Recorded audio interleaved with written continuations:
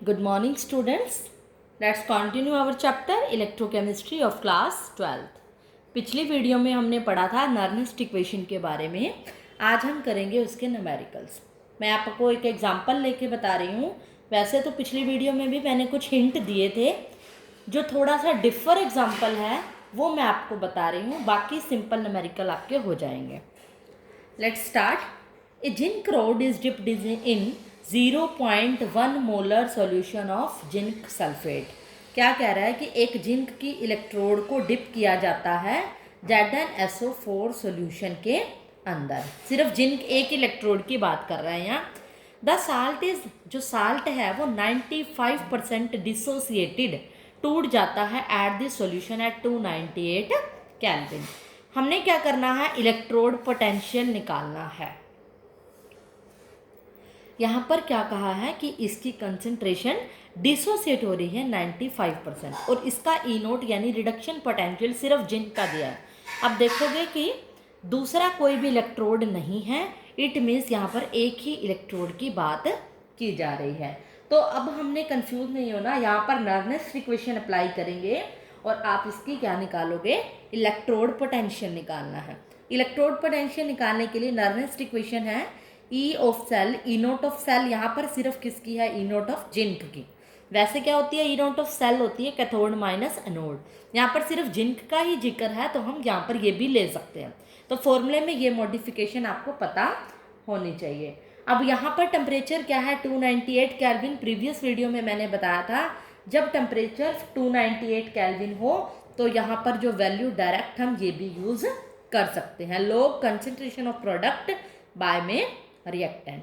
अब पॉइंट ये है कि प्रोडक्ट क्या होगा, रिएक्टेंट क्या होगा और एन की वैल्यू क्या होगी. इसके लिए हमें रिएक्शन बनानी पड़ेगी. यहाँ पर हमें नज़र आ रहा है जिंक 2 पॉजिटिव से जिंक, यानी कि इसका रिडक्शन हो रहा है. जिंक ने 2 इलेक्ट्रॉन लिए और जिंक में कन्वर्ट हो गया. हमें पता है एन की वैल्यू क्या होती है, नंबर ऑफ इलेक्ट्रॉन ट्रांसफर्ड. तो यहाँ पर एन की वैल्यू होगी 2 और कंसंट्रेशन ऑफ प्रोडक्ट मतलब जिंक सॉलिड, सॉलिड में कंसंट्रेशन होती है 1, यानी कि प्रोडक्ट की कंसंट्रेशन 1 हो गई. रिएक्टेंट की कंसंट्रेशन जो भी रिएक्टेंट होगा Zn2 पॉजिटिव वो होगी. तो यानी हमारी इक्वेशन बन जाएगी E of cell, E naught of cell हमें गिवन है -0.76 माइनस 0.0591. एन की वैल्यू क्या होगी 2 log 1 बाय Zn2 पॉजिटिव की कंसंट्रेशन. अब यही पॉइंट इसमें नोट करने वाला है. डायरेक्ट इसमें कंसंट्रेशन नहीं दी हुई. इसने कहा है कि जो साल्ट होता है वो 95% डिसोसिएट हो रहा है और हमें पता है साल्ट की कंसंट्रेशन है 0.1 मोलर. अगर Zn2 पॉजिटिव क्या है 95% यानी 95/100 किसका डिसोसिएट हो रहा है, टोटल कंसंट्रेशन का. टोटल कंसंट्रेशन 0.1, तो हमारा आंसर क्या होगा 95/100 मल्टीप्लाई 1 बाय में 10. तो आंसर आएगा 0.095 मोलर. ये वैल्यू हम यहाँ पुट कर देंगे. ई ऑफ सेल क्या निकल जाएगा -0.76 माइनस 0.0591 बाय में 2 log बाय 1 बाय 0.095. इसको आप सॉल्व करोगे, कैलकुलेशन करोगे, ये log m बाय n है, m माइनस n करके सॉल्व कर लोगे. ये मैंने आपको +1 में बताया हुआ था. बाकी आपको एक दिन log टेबल पे भी एक मैं वीडियो दे दूंगी जिसमें log की वैल्यूज़ निकालनी होंगी. ये log m बाय n मैंने +1 में बताया था. log m माइनस क्या होता है, log n, यानी m की वैल्यू भी और log n की वैल्यू भी. log 0.095, log 1 होता है 0. इसकी सॉल्व करके कैलकुलेशन में एक बार मैं आपको डायरेक्ट बता रही हूँ. किसी दिन मैं log के ऊपर log वैल्यू निकालने पर आपको वीडियो बनाऊंगी, तब आपको और ज़्यादा क्लियर हो जाएगा. एक बार आप यहीं पे करके छोड़ सकते हैं. मैं आपको डायरेक्ट आंसर बता देती हूँ, -0.7921 वोल्ट आ जाएगा ई ऑफ सेल. तो यहाँ तक भी आप एक बार छोड़ सकते हैं. अगर आपको log की वैल्यू नहीं पता, आप प्रैक्टिस करने के लिए यहाँ तक सॉल्व करके अपने आंसर मैच कर सकते हैं. उसके बाद जो हमारा टॉपिक है वो है कंसंट्रेशन सेल्स का. कंसंट्रेशन सेल बिल्कुल मिलता जुलता होता है नर्नेस्ट इक्वेशन से. अगर आपको नर्नेस्ट इक्वेशन समझ में आ गई तो कंसंट्रेशन सेल भी बिल्कुल इससे मिलता जुलता ही है। जैसे नाम से पता चल रहा है, ऐसा सेल जिसमें सारा कंसेप्ट कंसंट्रेशन के ऊपर होगा।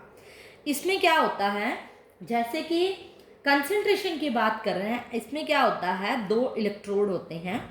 वो इलेक्ट्रोड सेम भी हो सकते हैं और डिफरेंट भी हो सकते हैं, लेकिन उनकी जो कंसंट्रेशन होगी वो डिफरेंट होगी। मान लिया कि ये जिंक का इलेक्ट्रॉन है और ये भी जिंक का है, और हमें पता है जब कोई इलेक्ट्रोड डिप किया जाता है किसी इलेक्ट्रोलिटिक सॉल्यूशन में, तो वो उसी सॉल्यूशन के अंदर होता है, उसके अंदर भी जिंक होगा, ऑब्वियसली जिंक सल्फेट का सॉल्यूशन हो गया। इसको क्या कर दिया गया, वोल्टेज दी गई, करंट पास कराया गया इसमें से, और यहाँ पर लगा दिया जाता है एक मिड में दोनों के पोरस पार्टीशन, जिसको बोलते हैं। पोरस पार्टीशन क्या करता है, इसको सेपरेट करने का काम करता है। जैसे कि हमने गैल्वेनिक सेल के अंदर साल्ट ब्रिज लगाया था उन दोनों को सेपरेट करने के लिए, कंसंट्रेशन सेल के अंदर एक पोरस पार्टीशन लगाया जाता है जो कि इनको अलग करता है। मेन फंडा कंसंट्रेशन सेल का क्या होता है, 2 इलेक्ट्रोड को एक ही बीकर के एक ही सोल्यूशन में डिप कर दिया जाता है। इसके अंदर जो इलेक्ट्रोड हैं ये सेम भी हो सकते हैं और डिफरेंट भी, लेकिन जो इनकी कंसंट्रेशन होगी वो ऑलवेज डिफरेंट होगी। इसकी जो कंसंट्रेशन मान लो C1 कुछ भी हो सकती है और इसकी कंसंट्रेशन C2 होगी, यानी C1 and C2 are different concentration, values क्या होंगी इनकी, अलग होंगी। और एक पॉइंट और है, इसमें जो फॉर्मर होता है, फॉर्मर का मतलब पहले वाला, जो फॉर्मर जो सेल होता है उसको हम बोलते हैं electrolyte concentration cell, electrolyte concentration cell. और जो बाद वाला होता है, बाद वाला मतलब लेटर वाला जो सेल होता है, उसको इलेक्ट्रोड कंसंट्रेशन सेल के नाम से जाना जाता है। मेन पॉइंट इसमें इसके डायग्राम है कि इसका अरेंजमेंट कैसे किया हुआ है, बीच में पोरस पोटेंशियल लगाया जाता है। इस सेल के अंदर हम इसकी ईएमएफ निकालेंगे, EMF of the concentration cell. Question यही आता है कि कंसंट्रेशन सेल क्या होता है, अगर पूछे तो आप इसमें डायग्राम बताना और थोड़ा सा एक्सप्लेनेशन बतानी है। जैसे मैंने अभी बताया 2 इलेक्ट्रोड हैं, वो सेम भी हो सकते हैं, डिफरेंट भी, but point is that there concentration should be different, they are dipped in their own solution and they are separated by the porous partition। हमने अगर क्या निकालनी है, इसकी ईएमएफ निकालनी है। ईएमएफ निकालने के लिए, ईएमएफ ऑफ सेल निकालने के लिए हम जो फॉर्मूला यूज़ करेंगे वो मिलता जुलता है नर्नेस्ट इक्वेशन से।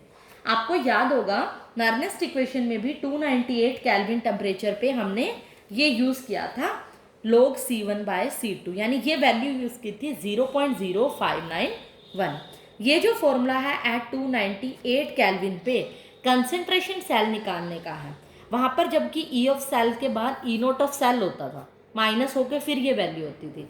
इसमें आप मिलता जुलता ही है, इसका डेरिवेशन हमारे सिलेबस में नहीं है, डायरेक्ट आपको फॉर्मूला लर्न करना है, कोई लंबी चौड़ी बात नहीं है। ये कंसंट्रेशन C1 है और ये C2 है, ये पॉइंट इसमें ध्यान रखने वाला है। इस C1 और C2 में से C2 की वैल्यू ग्रेटर होगी C1 से। मीन्स अगर मान लो इसकी 1 मोलर है और इसकी 2 मोलर है, तो 1 वाला ऊपर आएगा और 2 वाला नीचे आएगा। मतलब फॉर्मूला आपको कंसंट्रेशन के अकॉर्डिंग लगाना है, थोड़ा सा ही चेंज है उस फॉर्मूले में नर्नेस्ट इक्वेशन से, तो इसका डेरिवेशन करने की ज़रूरत नहीं है, डायरेक्ट आप ये कर सकते हैं। अगर आप इसके ऊपर मान लो मैं ये कहती हूँ, ये तो मैंने निकाल दिया, अगर मान लो मैं कह रही हूँ कि सेल के अंदर ऑक्सीडेशन हो रही है, अगर मैं इसी के ऊपर नर्नेस्ट इक्वेशन लगा दूँ मान लो, मतलब इसको रिलेट कर लूँ नर्नेस्ट इक्वेशन से, तब ये क्या बन जाएगा। मीन्स अगर मैं मान लेती हूँ कि अगर एक सेल के अंदर ऑक्सीडेशन हो रही है किसी इलेक्ट्रोड पे जिसकी कंसंट्रेशन लोअर है, मान लो C1 है, वहाँ पर मैं कहती हूँ कि ऑक्सीडेशन हो रही है, तो ऑब्वियसली वो टर्मिनल कौन सा होगा, एनोड होगा, और वो नेगेटिव पोल होगा। अगर मैं कहती हूँ C2 सेल है जिस पे क्या हो रही है, रिडक्शन, जिसकी कंसंट्रेशन ज़्यादा है, तो वो टर्मिनल कैथोड होगा और पोल कौन सा होगा, पॉजिटिव होगा, ऑब्वियसली यही होगा। तो देयरफॉर इसको हम क्या कहेंगे, कैथोड। तो इसी तरह कंसंट्रेशन सेल के अंदर अगर मान लो कोई भी मैं एक इलेक्ट्रोड की बात कर लूँ, जैसे मैंने कहा था कि इसके अंदर इलेक्ट्रोड क्या होते हैं, सेम भी हो सकते हैं, लेकिन उनकी कंसंट्रेशन डिफरेंट होगी। मान लो मैं अपनी तरफ से कोई एक एग्जांपल ले लेती हूँ जिंक का, कि जिंक के ही केस में कंसंट्रेशन क्या हो रही है, लूज, और इलेक्ट्रॉन लूज हो रहे हैं और गेन हो रहे हैं, मतलब जिंक ही ऑक्सीडेशन कर रहा है और जिंक की रिडक्शन। अगर जिंक इलेक्ट्रॉन लूज करेगा यानी ऑक्सीडेशन करेगा तो रिएक्शन कुछ ऐसी होगी। अगर यही जिंक इलेक्ट्रॉन गेन करेगा, उसकी कंसंट्रेशन डिफरेंट होगी, तो ये क्या बन जाएगा, इस तरह से रिएक्शन होगी। ऑब्वियसली ऐसी होगी। एक एनोड होगी ऑक्सीडेशन और एक क्या होगी, रिडक्शन। और हम क्या करते हैं रिडॉक्स रिएक्शन में, ओवरऑल रिएक्शन करते हैं। ओवरऑल अगर मैं रिएक्शन करूंगी, इनको टोटल करूंगी तो ये कैंसिल हो जाएंगे। बन जाएगा क्या, Zn2 पॉजिटिव C2 से Zn2 पॉजिटिव C1। अब यहाँ पर मैंने क्या देखा, इस केस में क्या हुआ, जिंक ने क्या किया, एक ही इलेक्ट्रोड ने सिर्फ अपनी कंसंट्रेशन में चेंज लाया। इस सेल के अंदर जो सेल प्रोसीड हो रहा है, इसमें हो क्या रहा है, कोई भी नेट केमिकल रिएक्शन देखने को नहीं मिल रही। इसमें सिर्फ इलेक्ट्रोलाइट ट्रांसफर हो रहा है एक कंसंट्रेशन से दूसरे कंसंट्रेशन, कोई रिएक्शन में चेंज नहीं आ रहा। हमने ये ऑब्जर्व किया कि जो जिंक इलेक्ट्रोड था वो अपनी एक कंसंट्रेशन से दूसरी कंसंट्रेशन को चेंज कर देता है, और वो क्या है, C2 से C1। इस तरह के सेल को हम क्या कहते हैं, कंसंट्रेशन सेल। अगर मैं इस पे नर्नेस्ट इक्वेशन लगाऊं, E of cell equal to, तो अगर मान लो यहाँ पर कोई नेट, एक पॉइंट हो रहा है, अगर नो केमिकल रिएक्शन है इस तरह के सेल में, रिएक्शन ही नहीं हो रही, तो E नोट ऑफ सेल उस केस में क्या हो जाएगा, 0, क्योंकि रिएक्शन ही नहीं हो रही। कैथोड माइनस एनोड क्या है, कुछ भी नहीं है, सेम होंगे दोनों, 0 होंगे, यानी E नोट ऑफ सेल 0 होगा। इसीलिए नर्नेस्ट इक्वेशन में क्या किया जाता है, E naught of cell minus 0.0591 by n log C1 by C2, मतलब E नोट ऑफ सेल क्या किया जाता है, 0 पुट किया जाता है। इसको 0 पुट कर दो तो अल्टीमेटली क्या बनेगा, यही बनेगा। या फिर E ऑफ सेल की वैल्यू क्या हो जाएगी, अगर इस नेगेटिव को मैंने हटाना है, 0.0591 by n log C2 by C1, यानी इसको रेसिप्रोकल कर दूंगी तो नेगेटिव साइन भी मेरा हट जाएगा। मीन्स मैं इस तरह से भी इसको ले सकती हूँ। अगर मैं इसके ऊपर नर्नेस्ट इक्वेशन अप्लाई कर रही हूँ तो मेरा फॉर्मूला क्या बन जाएगा, ये। अगर आपको प्रेशर दे रखा है तो यहाँ C1 C2 की बजाय इस इक्वेशन के अंदर P1 बाय P2 भी कर सकते हो पॉजिटिव के अंदर, तो ये फॉर्मूला भी आप यूज़ कर सकते हो अगर आपको कहता है नर्नेस्ट इक्वेशन अप्लाई करो। लेकिन अगर क्वेश्चन कंसंट्रेशन सेल पे आ रहा है तो आप ये इक्वेशन अप्लाई करोगे। कंसंट्रेशन सेल के टॉपिक पे मैंने नर्नेस्ट इक्वेशन भी अप्लाई करके बता दी ये कैसे होती है। आपका जो पॉइंट है मेन, कंसंट्रेशन सेल की जो इक्वेशन है वो ये है, और उसमें पॉइंट क्या है माइंड में रखने वाला कि C2 की value is greater than C1। अब मैं आपको इसके ऊपर एक न्यूमेरिकल देती हूँ, फिर आपको और ज़्यादा क्लैरिटी आएगी कंसेप्ट में। देखो मैंने एग्जाम्पल लिया है, a cell consist of 2 hydrogen electrode. एक सेल के अंदर 2 हाइड्रोजन इलेक्ट्रोड हैं। Negative electrodes in contact with a solution having, जो नेगेटिव इलेक्ट्रोड है वो किसके कॉन्टैक्ट में है, जिसकी concentration 10⁻⁻⁶ molar H positive ion concentration है। यानी नेगेटिव की कंसंट्रेशन ये है, और हमें क्या करना है, calculate the concentration of H positive ion at the positive electrode. Positive electrode पे हमने कंसंट्रेशन निकालनी है। इफ द EMF ऑफ इस cell is found to be this, और ये कहा है कि EMF ऑफ सेल दे रखी है। पहले गिवन क्या दिया हुआ है मैं वो नोट कर लेती हूँ। E ऑफ सेल क्या दे रखा है, 0.118 वॉल्ट। टेम्परेचर 298 केल्विन है। टेम्परेचर का इस कंसंट्रेशन सेल में कोई रोल नहीं है, तो नोट करने की जरूरत नहीं है। अब बात आ रही है कंसंट्रेशन की। कंसंट्रेशन देखो क्या दे रखी है, विद ए सॉल्यूशन हैविंग 10⁻⁻⁶, यानी एक कंसंट्रेशन हमें दे रखी है। पहली कंसंट्रेशन को नोट किया मैंने, 10⁻⁻⁶ मोलर हो गई। हमने क्या करनी है, C2 निकालनी है, दूसरी कंसंट्रेशन निकालनी है। तो इसमें फॉर्मूला कौन सा लगेगा, ये वाला। अब हमें नर्नेस्ट इक्वेशन अप्लाई करने की ज़रूरत नहीं है, डायरेक्ट करेंगे E of cell equal to 0.0591 by n log C2 by C1। Nernst equation जब कहे कि इसके ऊपर नर्नेस्ट लगाओ तब वो फॉर्मूला लगाना है नेगेटिव वाला, लेकिन हम क्या करेंगे, फॉर्मूला डायरेक्ट यही यूज़ करेंगे। अब हमें जो वैल्यू गिवन है वो पुट कर लेंगे, इक्वल टू 0.0591 बाय में n क्या है यहाँ पर, इलेक्ट्रॉन हाइड्रोजन है, हाइड्रोजन के ऊपर चार्ज होता है H पॉजिटिव, यानी n की वैल्यू 1, तो n क्या करेंगे 1। log C2 बाय में C1 है 10⁻⁻6। हमने क्या करना है, C2 निकालना है। इसको एक बार साइड पे रखते हैं, इसको सॉल्व करते हैं। ये मल्टीप्लाई होगा इधर 0.118 बाय में वैल्यू क्या आ जाएगी 0.591 equal to log C2 bye में 10⁻⁻6 वैल्यू हो जाएगी। इसको आप सॉल्व करोगे, जब इसको डिवाइड करोगे तो सॉल्व करके जो आपकी वैल्यू आएगी जब कट फिट के तो 2 आ जाएगी। डायरेक्ट कैलकुलेशन बता रही हूँ। log C2 बाय 10⁻⁻ क्या होगा -6। अगर हमने इसको सॉल्व करना है, इसको एक तरफ रखते हैं। इसको सॉल्व करने का तरीका बता रही हूँ। जब log दूसरी तरफ जाएगा तो क्या बन जाएगा एंटी लॉग।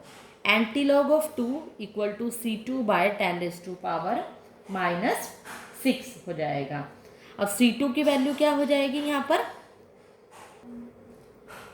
इसको सॉल्व करने के लिए आपको आना चाहिए एंटी लॉग निकालना, जो कि इसके लॉग और एंटी लॉग के ऊपर मैं एक अलग वीडियो दूंगी जिसमें आपको वैल्यू पता चल जाएगी कि कैसे निकालते हैं। एग्जाम में वैसे गिवन भी होता है बोर्ड में कि लॉग की वैल्यू क्या है, एंटी लॉग की क्या है। एंटी लॉग 2 की वैल्यू मैं आपको डायरेक्ट बता देती हूँ, 10⁻2 है C2 बाय 10⁻⁻6। इन दोनों को मल्टीप्लाई करेंगे 10⁻2 10⁻⁻6 इक्वल टू C2, सॉल्व करके आंसर आएगा 10⁻⁻4। तो ये आंसर आएगा C2 का, और हमने C2 ही निकालना था। तो इस तरह से हम करते हैं कंसंट्रेशन सेल के न्यूमेरिकल्स। उसके बाद जो हमारा टॉपिक आता है वो है equilibrium constant from the Nernst equation, कि अगर हमने इक्विलिब्रियम कांस्टेंट निकालना है नर्नेस्ट इक्वेशन से वो कैसे निकाला जाएगा। यूज नर्नेस्ट इक्वेशन का ही हो रहा है सारी जगह, उसकी हेल्प से अगर हमें इक्विलिब्रियम कांस्टेंट निकालना है। इक्विलिब्रियम कांस्टेंट का मतलब आपने इक्विलिब्रियम चैप्टर पढ़ा था +1 में, तो आपको उसके लिए कोई ना कोई रिएक्शन होनी चाहिए, इक्विलिब्रियम रिएक्शन। मान लेती हूँ कि मैं कोई अपनी तरफ से रिएक्शन ले रही हूँ जिंक और कॉपर की। जिंक और कॉपर में क्या करा मैंने, zinc plus copper 2 positive gives us zinc 2 positive plus copper. और हमें पता है +1 में पढ़ा था कि क्या होता है, इक्विलिब्रियम कांस्टेंट होता है कंसंट्रेशन ऑफ प्रोडक्ट बाय में रिएक्टेंट। प्रोडक्ट की कंसंट्रेशन है Zn2 positive Cu solid bye में Zn solid into copper 2 positive. अब सॉलिड की कंसंट्रेशन क्या होती है 1, ऑटोमेटिकली कैंसिल, तो आयनिक की कंसंट्रेशन रह जाती है। यानी कि अल्टीमेटली फॉर्मूला होता है कंसंट्रेशन ऑफ प्रोडक्ट बाय में रिएक्टेंट। लेकिन हमारा पॉइंट है कि हमने नर्नेस्ट इक्वेशन से इक्विलिब्रियम कांस्टेंट निकालना है। ये कब निकाला जाता है, जो Kc होता है इक्विलिब्रियम कांस्टेंट जिसको हम रिप्रेजेंट करते हैं, ये होता है इक्विलिब्रियम कांस्टेंट तब होता है जब E ऑफ सेल क्या होता है 0। यानी किसी भी सेल का EMF ऑफ सेल जब 0 होता है तब हम उससे Kc निकाल सकते हैं। अगर मैं आपको नर्नेस्ट इक्वेशन लिख के दूं, समझाऊं, उसमें हमने ये पढ़ा था कि वो क्या होती है 2.303 RT बाय में NF, और यहाँ पर क्या होता है log concentration of product by में रिएक्टेंट। अब मैं कह रही हूँ मुझे इक्विलिब्रियम कांस्टेंट निकालना है। इक्विलिब्रियम कांस्टेंट के लिए कंडीशन है कि E ऑफ सेल क्या होगा 0। जब ये 0 होगा तो E naught of cell -2.303 RT by में NF log concentration of product by में रिएक्टेंट होगा।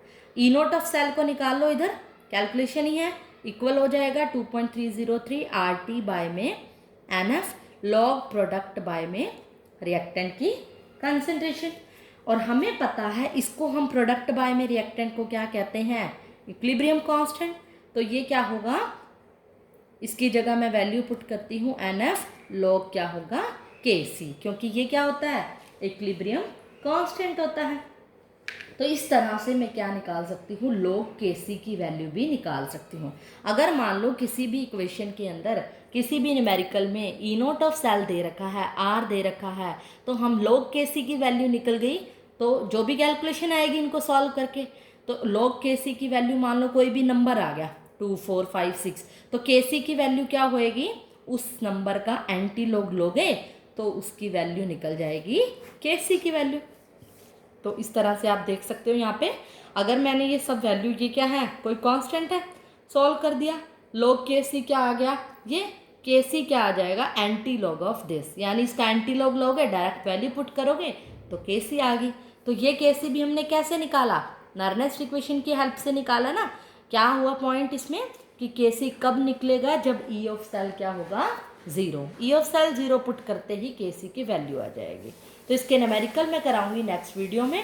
अब तक के लिए आपने ये करना है। That's all for today.